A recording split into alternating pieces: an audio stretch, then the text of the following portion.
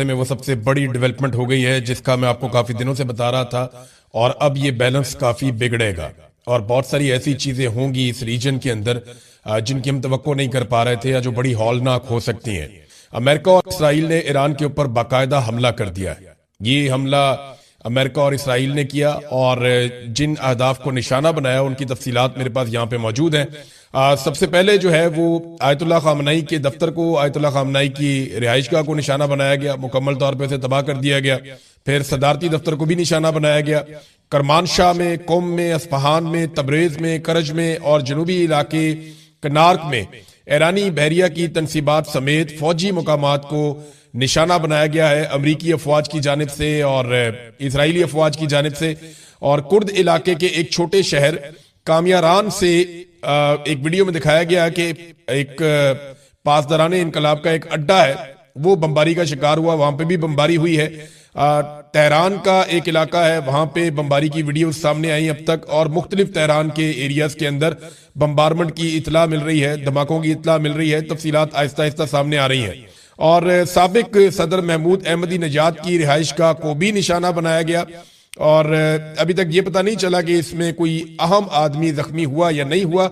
लेकिन हरमजगान में एक स्कूल है, तालिबात का एक स्कूल है, इसके ऊपर हमला हुआ। अब तक की इतला के मुताबिक 80 से जायद वहां पे जानी नुकसान हो चुका है। तालिबात बहुत बड़ी तादाद में वहां पे शहीद हुई हैं और इसके अलावा मुख्तलिफ मकामात पे जो शहादतों की इतला आ रही है वो 100 से बढ़ गई है इब्तदाई इतलात के मुताबिक। ये बड़ा भरपूर हमला है जो अमेरिका ने और इसराइल ने किया। इसके ऊपर डोनाल्ड ट्रंप ने स्टेटमेंट जारी किया। डोनाल्ड ट्रंप ने ईरान के शहरियों के लिए कहा कि अपने घरों में रहें, बाहर निकलना खतरनाक है, हर तरफ बमबारी होगी, ऑपरेशन खत्म होने पर अपनी हुकूमत आप संभाल लें, ये अवाम को कहा। ईरानी बहरिया को मुकम्मल तौर पर खत्म कर देंगे, हम ईरान के मिसाइल तबाह कर देंगे और उनकी मिसाइल सनत को जमीन बोस कर देंगे। ऑपरेशन के दौरान कुछ अमरीकी भी हलाक या जख्मी हो सकते हैं, लेकिन जंगों में ऐसा होता है। ये जनाब अमेरिका के सदर डोनाल्ड ट्रंप ने कहा, हथियार डाल दो या मरने के लिए तैयार रहो। हथियार डालने वाले ईरानी एहलकारों को मुकम्मल तहफ़्फ़ुज़ दिया जाएगा। ईरान पर हमले के बाद अमरीकी सदर डोनाल्ड ट्रंप की ईरानी पासदाराने इनकलाब को वार्निंग। अच्छा जी, इसके बाद डोनाल्ड ट्रंप ने एक और स्टेटमेंट दिया कि ईरान में बड़ी जंगी कार्रवाई हमने शुरू कर दी हैं, ईरानी हुकूमत की जानिब से लाक फौरी खतरात को जड़ से खत्म कर देंगे। इसको प्रीएम्प्टिव स्ट्राइक कहते हैं। ये बहुत सारे लोग इस इस्तेलाह को इस्तेमाल कर रहे हैं, इसराइल और अमेरिका के हमायती। वो ये कह रहे हैं कि ये प्रीएम्प्टिव स्ट्राइक है, यानी वक्त से पहले ही आप एहतियातन एक हमला कर देते हैं कि इस बात का खदशा था कि दूसरा हमला करे, इससे पहले हमने प्रीएम्प्टिव स्ट्राइक कर ली है, पहले से हिकमत अमली अपनी अपना ली है। तो वो कह रहे हैं जी तमाम खतरात को जड़ से खत्म करेंगे, ईरान को कभी एटमी हथियार बनाने की इजाजत नहीं देंगे, अमरीकी अवाम का दिफा हमारा अव्वलीन तरजीह है। लेकिन गुज़िश्ता चंद दिनों से अमेरिका के सदर और नायब सदर वो ये बातें कर रहे थे कि ईरान ऐसे हथियार बना रहा है जो अमेरिका तक आ सकते हैं। हालांकि जो टेक्निकल रिपोर्ट्स हैं वो ये कहती हैं कि ऐसा तो 2035 तक भी मुमकिन नहीं है और ईरान इस किस्म के हथियार नहीं बना रहा। खतरा सिर्फ इसराइल के हवाले से है। इसराइली वजीर दिफा ने कहा कि इसराइल और अमेरिका का ईरान पर मुश्तरका हमला शुरू हो गया है। तेहरान में कई मिसाइल जो है वो गिराए गए हैं और साथ उन्होंने ये भी कहा कि हमने निशाना बनाया है ईरान को। तो अब ये ईरान के अंदर एक रजीम तब्दील करना चाहते हैं, इसी तरह जैसे पाकिस्तान ये कह रहा है अमेरिका के साथ मिलकर कि अफगानिस्तान के अंदर भी एक रजीम तब्दील करना है। ईरान ने जो जवाबी कार्रवाई की, अब जरा उसकी तरफ आ जाए, क्योंकि ये तो मैंने आपको बताया कि अमेरिका ने क्या किया। ईरान ने जवाबी हमला किया है अमरीकी अड्डों के ऊपर और इसराइल के ऊपर। जिन जगहों पे ईरान ने हमला किया वो मैं आपको बता देता हूं, बहरीन में, कतर में, यूएई में, कुवैत में और सऊदी अरेबिया में, और इसके अलावा उर्दन में। ये वो 6 मुसलमान मुल्क हैं जिन्होंने अमरीकियों को अड्डे दिए हुए हैं अपने मुल्कों के अंदर, और इन अड्डों को अमेरिकन इस्तेमाल कर रहे हैं ईरान के खिलाफ। तो यहाँ पे बहरीन में, कतर में और यूएई में, कुवैत में, सऊदी अरेबिया में और उर्दन में धमाके सुने गए हैं जहां पे मिसाइल दागे हैं और किसी भी सिविलियन इलाके को निशाना नहीं बनाया, सिर्फ और सिर्फ अमरीकी जो बेसेस हैं उनको निशाना बनाया, जहां पे अमरीकी फौजी अड्डे हैं उनके ऊपर अटैक किया है ईरान ने। इसके ऊपर बहुत सारे लोग तनकीद कर रहे हैं कि ईरान ने मुसलमान मुल्कों पे हमला कर दिया और मुसलमान मुल्कों की खुद मुख्तारी पे हमला कर दिया। देखिए, ईरान के ऊपर अमरीका ने हमला किया है, ईरान ने वापस अमरीकी बेसिस पे हमला किया है। अब ये बेसिस मुसलमान मुल्कों में है, तो इसमें ये अब एक अजीबोगरीब सूरत हाल है ना। यानी एक मुल्क है मुसलमान मुल्क, उसकी बेस के ऊपर या उसकी सरजमीन के ऊपर से अमेरिका ईरान पे अटैक कर रहा है, तो ईरान इसलिए वापस अटैक ना करे अमेरिका की बेस के ऊपर क्योंकि वो मुसलमान मुल्क के अंदर वो बेस है। ये जरा थोड़ी समझने वाली बात है, इसको कॉमन सेंस की नजर से आप देखें कि एक मुसलमान मुल्क है, उसके अंदर अमेरिका ने अपना अड्डा बनाया हुआ है, वहां से वो ईरान के ऊपर कोई हमला करता है। अब ईरान वापस उस अड्डे पे इसलिए हमला नहीं कर सकता क्योंकि ये तो आप हाथ बांध देने वाली बात है ना, क्योंकि वो मुसलमान मुल्क है और उसके अंदर अमेरिकन अड्डा है। तो ये अब इस किस्म की तनकीद हो रही है, लेकिन ईरान ने तबाही के मनाजर दिखाए हैं इन अड्डों के ऊपर। और हैरत अंगेज तौर पे एक और चीज मैं आपको बताता हूँ, कुछ वीडियोज ऐसी सामने आई जहां पे गल्फ ममालिक, जहां अमरीकी अड्डों के ऊपर ईरान ने अटैक किया, मिसाइल फेंके, वहां पे जो गल्फ के शहरी हैं वो खुश हो रहे थे। अमेरिकन अड्डों की वहां मौजूदगी पे गालिबन खुश नहीं है वहां के मकामी भी। कुछ मनाजिर मैंने ऐसे देखे हैं, कुछ मनाजिर में लोगों को भागते हुए खौफजदा भी देखा है, लेकिन कुछ मैंने ऐसा भी देखा कि लोग उसको सेलिब्रेट कर रहे हैं कि ठीक है ईरान मार रहा है, ये अमरीकी अड्डे हैं, इनका हमारे मुल्क से कोई ताल्लुक नहीं है। बहरहाल ये चीजें तो अभी कंट्रोवर्सीज तो आती रहेंगी, लेकिन जंग की सूरत बता देता हूं। ईरान ने इसे फतह खैबर का नाम दिया इस ऑपरेशन को। ये 628 ईस्वी में नबी अकरम सल्लल्लाहु अलैहि वसल्लम ने खैबर फतह किया था और यहाँ पे एक यहूदियों की बहुत ताकतवर फोर्स को शिकस्त दी थी। शेर खुदा हजरत अली रज़ी अल्लाह अन्हु ने इसको लीड किया था। नबी अकरम सल्लल्लाहु अलैहि वसल्लम वहां से पासालार थे, आपने हजरत अली रज़ी अल्लाह अन्हु को ड्यूटी लगाई थी और फिर खैबर फतह हुआ था। बहुत मजबूत तरीन किला था और यानी वो बहुत बड़ी एक फतह है जो तारीख के अंदर लिखी गई है और बड़ी बहादुरी से मुकाबला किया था मुसलमानों ने उस वक्त नबी अकरम सल्लल्लाहु अलैहि वसल्लम की क़यादत में। तो ये 628 ईस्वी में हुआ था, उसी पे ऑपरेशन फतह खैबर का नाम दिया है ईरान ने।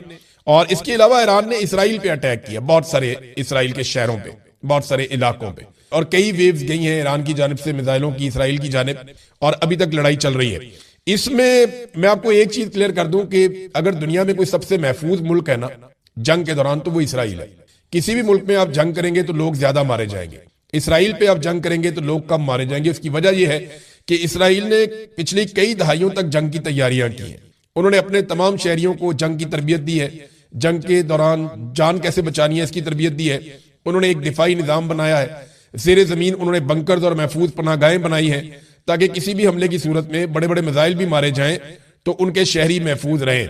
तो आप ये बताएं ना कि आज जो हुआ वहां अमेरिका में, उसके ऊपर इनका रद्द अमल क्या है या उसके ऊपर ये क्या मौक़िफ़ रखते हैं। तो फिलहाल तो सारे चुप हैं, मैं खबर आपके सामने रख रहा हूं। तो ये एक तरह की मुनाफकत है जो ये लोग करते हैं। अब शहबाज शरीफ ने यहां तक कह दिया कि डोनाल्ड ट्रंप की तारीफ करते हुए कि लेट मी से मिस्टर प्रेसिडेंट, के जनाब सदर मुझे ये कहने की इजाजत दीजिए, you are truly saviour of South Asia, आप पूरे जनूबी एशिया के सेवियर हैं। शहबाज शरीफ साहब, अल्लाह रब्बुल इज्जत है सेवियर। ये जूते पॉलिश करने के चक्कर में अपना ईमान खराब ना करें। ये बात अगर इमरान खान ने कह दी होती ना तो मौलवियों ने जमीन आसमान अभी तक एक कर देना था। ये बात अगर इमरान खान ने की होती ना तो अभी तक पाकिस्तान की सियासी जमातों ने पिट स्यापा डाल देना था। पाकिस्तान के दानिश्वरों ने, मौलवियों ने, इन सब ने रोला डाल देना था कि आप कैसे सेवियर कह सकते हैं, आप तो अपना ईमान खराब कर रहे हैं। अभी तक मौलवियों ने इमरान खान का निकाह जो है वो फारिग कर देना था कि जनाब दोबारा निकाह करें, आपका तो निकाह फारिग हो गया। ये किस्म के मौलवी फतवे देते हैं। तो सेवियर ऑफ साउथ एशिया, एक एक आदमी का सेवियर अल्लाह रब्बुल इज्जत है। वही जान बचाने वाला, वही जान लेने वाला, वही पैदा करने वाला सबसे बड़ा, सबसे ताकतवर है। हमारा ये ईमान है। लेकिन शहबाज शरीफ साहब फरमाते हैं कि Donald Trump is the saviour of South Asia, और वो बड़ी तारीफें की उन्होंने डोनाल्ड ट्रंप की। डोनाल्ड ट्रंप भी अपने नोबेल पीस प्राइज, अमन के लिए उनका किरदार, वो इस पे बातें करते रहे। उसकी कमजोरी है डोनाल्ड ट्रंप की और ये इनको समझ आ गई, तो ये गेम उठा के रखते हैं। गार्डियन ने इसको कैसे देखा ये देखे आप। गार्डियन लिखता है इस इजलास में सिर्फ आमिर, डिक्टेटर्स और गैर नुमाइंदा हुकूमतें शरीक हुए हैं। जावेद हाशमी साहब ने इस पर एक बड़ा दबंग तबसरा किया है। उन्होंने कहा आज ट्रंप के सारे हवारी इकट्ठे थे, अपने मुसलमान भाइयों के खून का सौदा करने पर तारीफ तो करा लेते हो, मगर कोई इस्तिस्ना तुम्हें ना तारीफ माफ करेगी। फलस्तीनी रियासत का एक नुमाइंदा भी मौजूद नहीं था। आसिम मुनीर का नाम लेकर ट्रंप ने बता दिया कि मुजरिम कौन है। ये जनाब जावेद हाशमी साहब का इस मामले में ट्वीट है। बहरहाल ये अब तक की सिचुएशन थी, मैंने आपके सामने रखी। अब नाज़रीन आ जाए कि एक्चुअली ये पाकिस्तान तहरीक इंसाफ के साथ हुआ क्या जब इमरान खान साहब की आंख का मामला बना। अब जो चीज मैं आपके सामने रखने वाला हूं ना, ये मैंने अपने सोर्सेज से इकट्ठी की है और ये वो सारी इंफॉर्मेशन है जो गुज़िश्ता चंद दिनों में हुआ, और आपको सारी कहानी समझ आ जाएगी कि हुआ क्या था। जिस वक्त इमरान खान साहब की आंख की बीमारी का मामला बाहर आया, सलमान सफदर साहब रिपोर्ट लेकर आए और रिपोर्ट इसलिए बनवानी पड़ी क्योंकि अक़वाम मुत्तहिदा का वफद सुप्रीम कोर्ट ऑफ पाकिस्तान में आया था। वो रिपोर्ट जब मंजर आम पे आई तो हुकूमत घबरा गई थी। हुकूमत को लगा कि बड़ा सख्त रद्द-ए-अमल आने वाला है। मोहसिन नकवी के जरिए पाकिस्तान तहरीक इंसाफ के कुछ बंदों से राब्ते शुरू हुए। मैं जानता हूं कौन बंदे हैं, मैं नाम नहीं लूंगा वरना उनकी मंजी ठुक जाएगी। हालांकि उनका कसूर कोई नहीं है, वो तो बेचारे पैगाम रसा थे।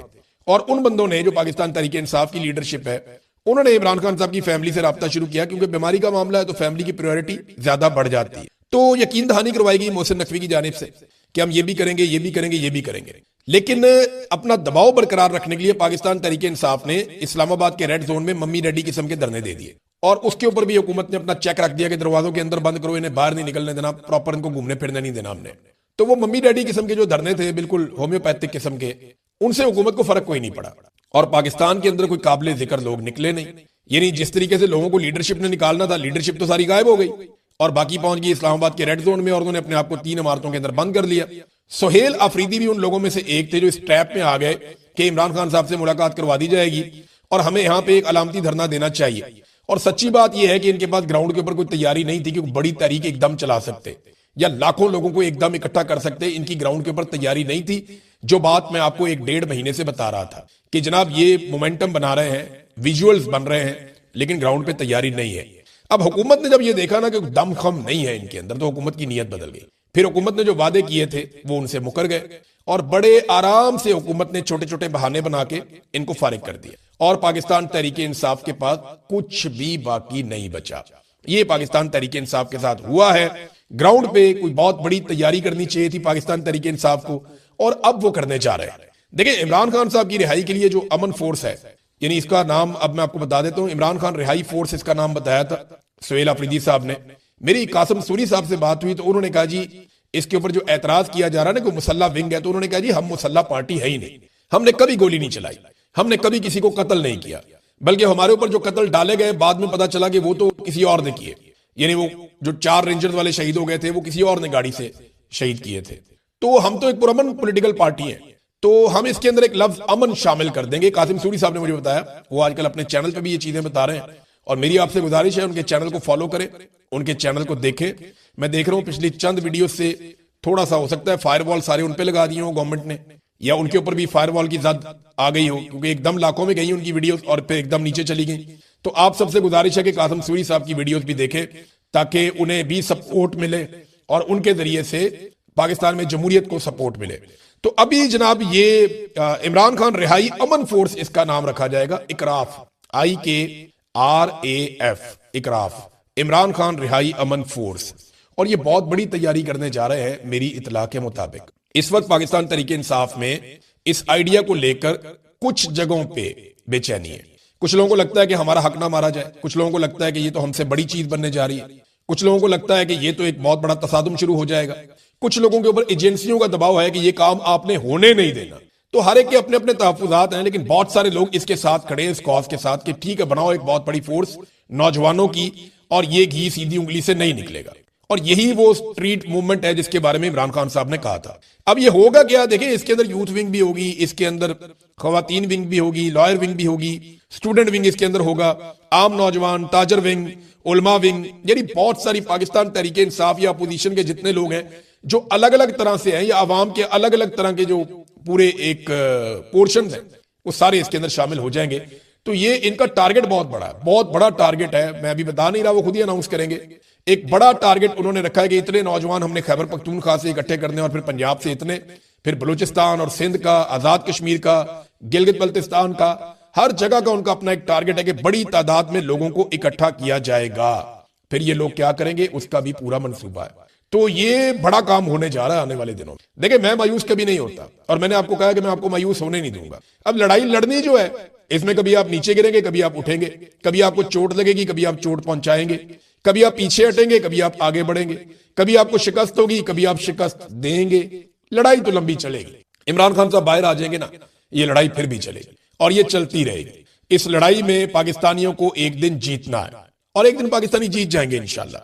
तो ये एक बहुत बड़ा फैसला है और इस पे मेरी इत्तला के मुताबिक एस्टेब्लिशमेंट ने फौरी तौर पे इंफॉर्मेशन गैदरिंग शुरू की है कि ये आइडिया क्या है, इसके अंदर क्या होगा, कौन लोग इसको लेकर आ रहे हैं और उनको रोकना कैसे है।